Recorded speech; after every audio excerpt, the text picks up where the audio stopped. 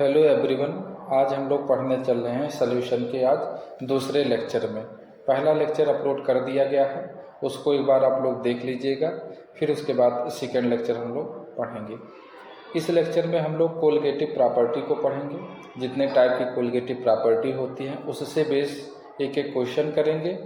और one half factor जब abnormal और नॉर्मल वेरिएबल होगा या एसोसिएशन डिसोसिएशन होगा मॉलिक्यूल का, तब उससे रिलेटेड क्वेश्चन को क्या किया जाएगा, यहाँ पे डिस्कस किया जाएगा। तो स्टार्ट करने से पहले मोटिवेशनल कोट्स। मंजिलें उन्हीं को मिलती हैं जिनके सपनों में जान होती है। मंजिलें उन्हीं को मिलती हैं जिनके सपनों में जान होती है। पंखों से कुछ नहीं होता, हौसलों से उड़ान होती है। पंखों से कुछ नहीं होता, हौसलों से उड़ान होती है। सॉल्यूशन, इसमें हम लोग डिस्कस करने चल रहे हैं कोलिगेटिव प्रॉपर्टी। तो कोलिगेटिव प्रॉपर्टी एक ऐसी प्रॉपर्टी होती है जो सॉल्यूशन के नंबर ऑफ सॉल्यूट पार्टिकल पे डिपेंड करती है। जब सॉल्यूट पार्टिकल पे डिपेंड करती है, not in nature. Colligative property जो होती है ये मोलर मास के क्या है, इनवर्सली प्रोपोर्शनल होती है।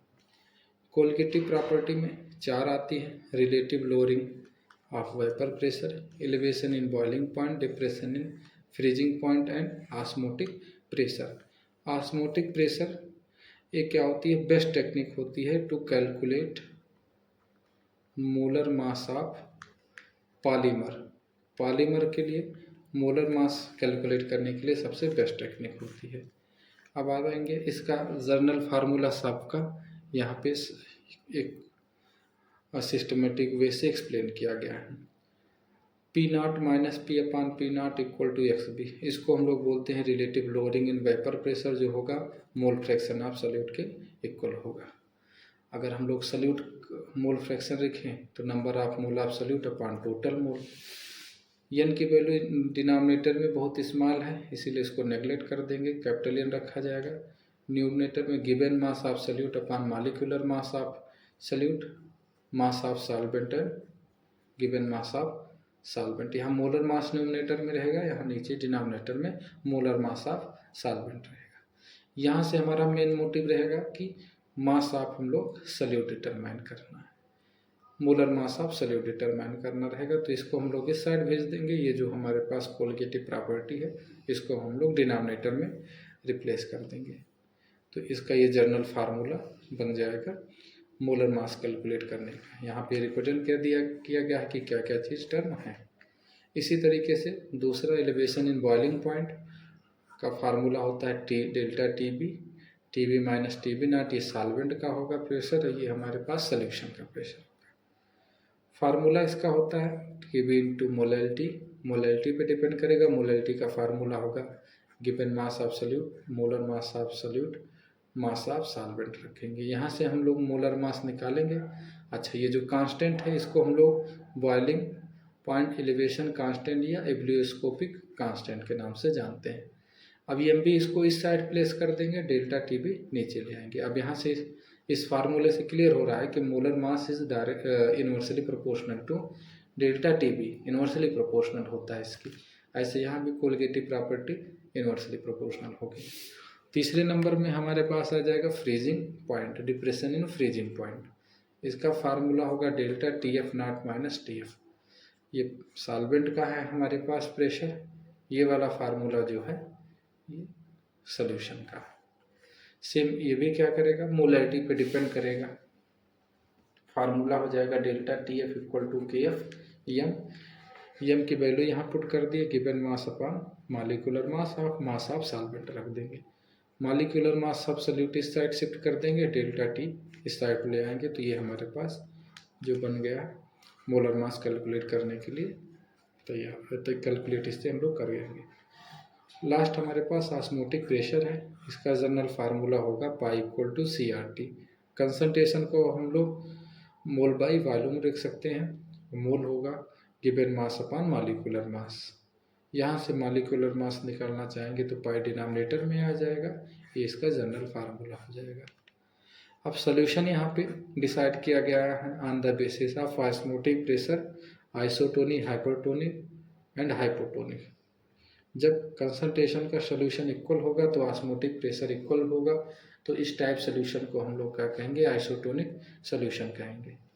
जब दोनों सोल्यूशन में जिसका कंसंट्रेशन ज़्यादा रहेगा वो हाइपरटोनिक, जिसका कंसंट्रेशन कम रहेगा उसको हाइपोटोनिक कहेंगे। अच्छा, यहाँ पे के एफ फ्रीजिंग पॉइंट कांस्टेंट है, इसको हम लोग कायरोस्कोपिक कांस्टेंट कहेंगे। इसकी यूनिट केल्विन किलोग्राम पर मोल होगा। सेम इसकी भी यूनिट के बी की भी वैल्यू क्या होगी, सेम इसकी यूनिट भी होगी। अगला आएंगे वान हाफ फैक्टर। वान हाफ फैक्टर कब आया, जब मॉलिक्यूल में एसोसिएशन या डिसोसिएशन होने लगा, तो जितने भी कोलिगेटिव प्रॉपर्टी थी वो इरेगुलर रिजल्ट देने लगी। उस समय वान हाफ फैक्टर ने एक सिस्टमेटिक वे से इरेगुलरिटी को कैलकुलेट किया और जनरल फार्मूला दिया। इनका फार्मूला आई इक्वल टू होगा नंबर ऑफ मोल, ये होगा normal molar mass upon abnormal molar mass, या normal colligative property upon normal colligative property, या मैक्सिमम जो लगता है total number of ion after dissociation association and before dissociation association, maximum जो numerical लगेगा वो इसी वाले फार्मूले से लगता है। फिर यहाँ की पॉइंट में दिया गया, अगर आई की वैल्यू ग्रेटर देन 1 हो जाएगी तो वो मॉलिक्यूल डिसोशिएट हो जाएगा, अगर आई की वैल्यू लेस देन हो जाएगी तो उस मॉलिक्यूल में एसोसिएशन होगा। डिग्री ऑफ एसोसिएशन हम लोग निकालते हैं I-1 upon 1/n-1। Degree of dissociation निकालते हैं I-1 अपॉन m-1।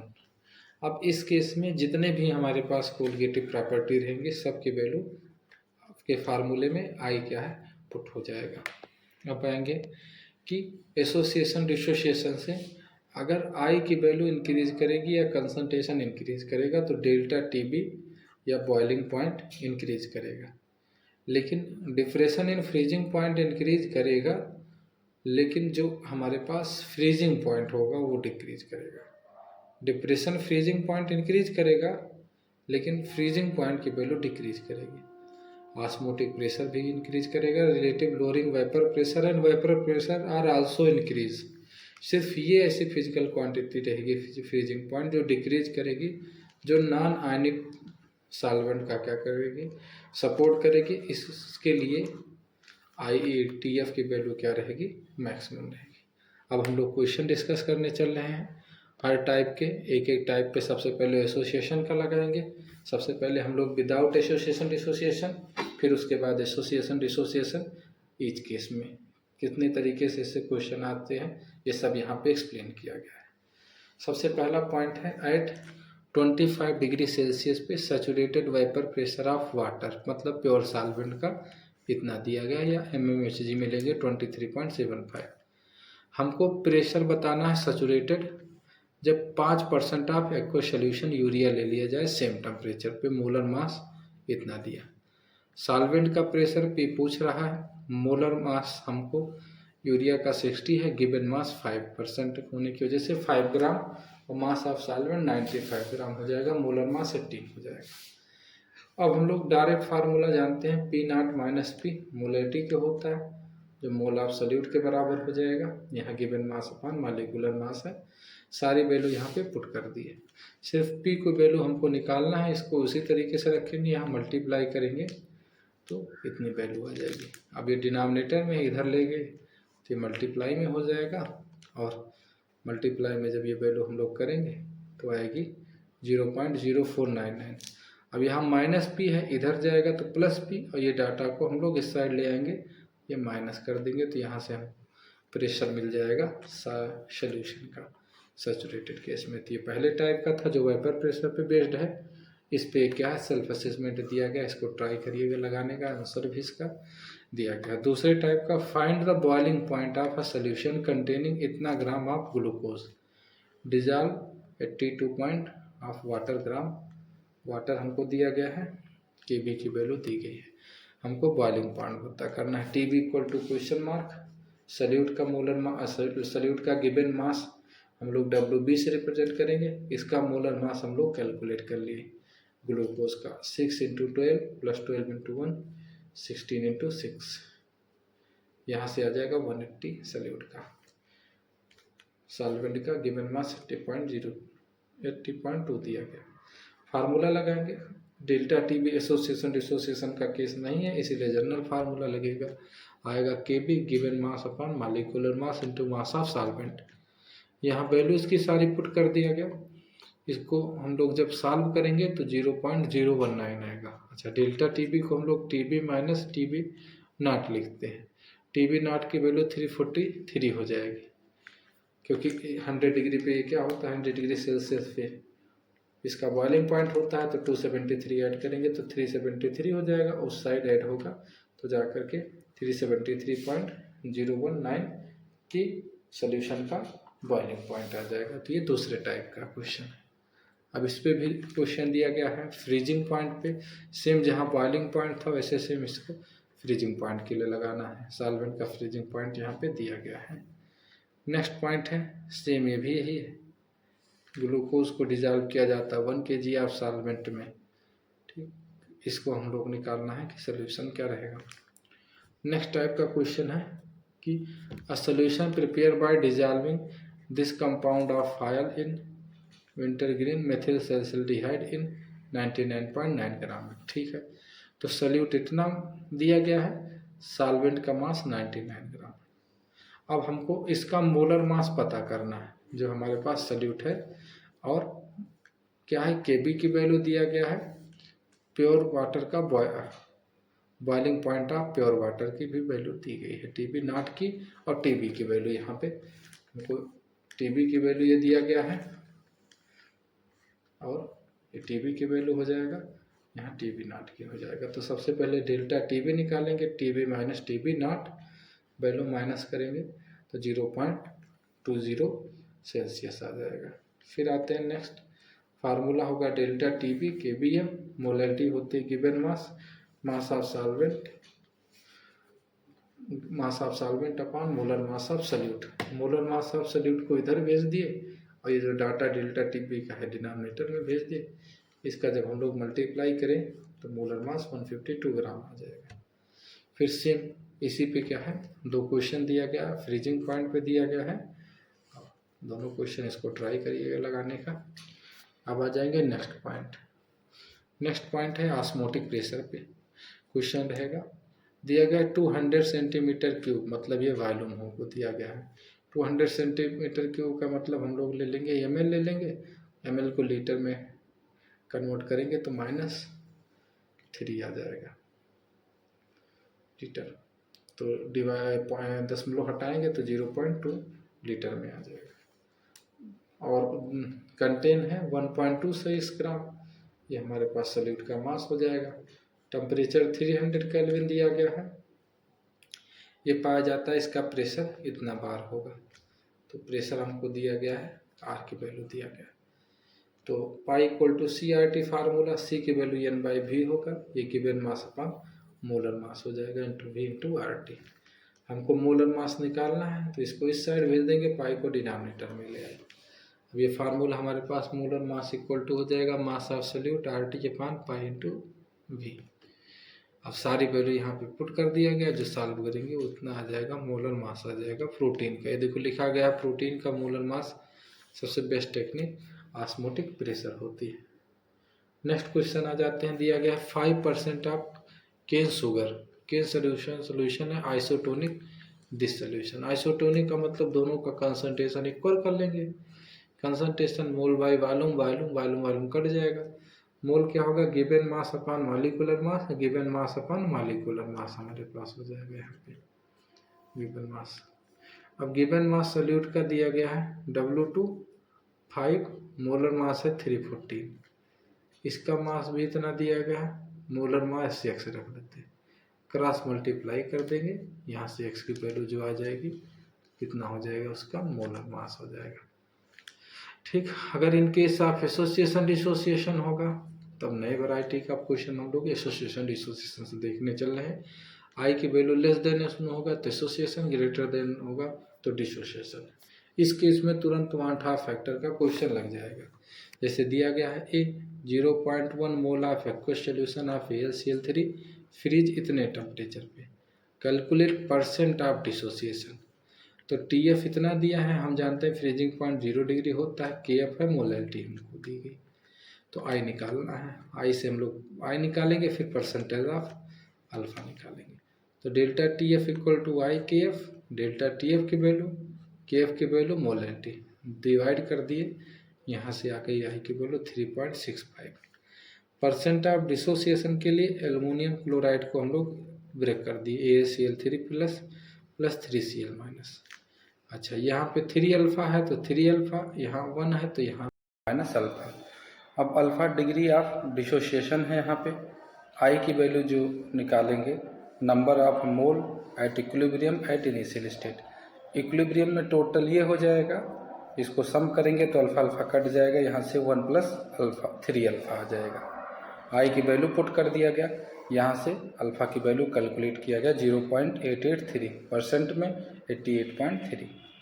अब कुछ अपने आप से इसको क्या करना है, ट्राई करना है कि फ्रीजिंग पॉइंट दिया गया है, इसमें क्वांटिटी दी गई है, इसका आंसर यहाँ पे गिवन है। सेम मेथड पे बेस्ड है जो हम लोग अभी डिस्कस किए हुए हैं लास्ट टाइप में। अब एक नई टाइप का क्वेश्चन है, दिया गया है ए बेंजेनोइक एसिड मॉलिक्यूलर मास इतना है associated into dimer when dissolve in benzene, osmotic pressure of solution जो है 6.1 ग्राम ऑफ बेंजेनोइक एसिड का 100 ml में 6.5 ATM है एट 27 डिग्री सेल्सियस पे। हमको परसेंटेज ऑफ एसोसिएशन बताना बेंजेनोइक एसिड का, आर की वैल्यू दिया है। यहाँ हम एज्यूम कर लिए कि क्या क्या वैल्यू हमको यहाँ पे गिवन दी गई। फार्मूला लगेगा pi equal to ICRT, concentration mole by volume होगा, मोल को given mass upon molecular mass. यहाँ सारी वैल्यू पुट कर दी गई है। आई की वैल्यू सबसे पहले यहाँ से हम लोग कैलकुलेट कर लेंगे डिनोमिनेटर में, इस साइड मल्टीप्लाई में चला जाएगा, जो न्यूमरेटर में होगा वो डिनोमिनेटर में आ जाएगा। यहाँ से आई की वैल्यू 0.527 आएगी। अब एसोसिएशन में सपोज कर लेते हैं यहाँ पे 2C6H5COH है, इसका डाइमराइजेशन होगा। इनिशियल कंसंट्रेशन में इसको हम लोग 0 रखेंगे। अब अगर हम यहाँ पे अल्फ़ा कंसीडर कर लेते हैं दो क्वांटिटी का, तो एक क्वांटिटी का अल्फ़ा बाई 2 आएगा, क्योंकि यहाँ पे नंबर मोल्स जो है वो 1 है। ये अल्फ़ा हम लोगों ने इस तरीके से इसको किया। अब आई की वैल्यू टोटल मोल इक्विलिब्रियम पे और बिफोर इक्विलिब्रियम पे ये वैल्यू ऐड कर लिया गया। ये जो हमारे पास इक्विलिब्रियम पे है ये है एट इक्विलिब्रियम। अब आएंगे नेक्स्ट पॉइंट, यहाँ से सॉल्व करने के बाद 1 माइनस अल्फ़ा है। आई की वैल्यू हम यहाँ पे क्या करते हैं, पुट कर देते हैं 1 माइनस अल्फ़ा बाई 2। अब अल्फ़ा बाई 2 यहाँ से उस साइड लेते गए हैं और इसको इधर ले आया गया, यहाँ से इसको माइनस करने पे ही आ जाएगा।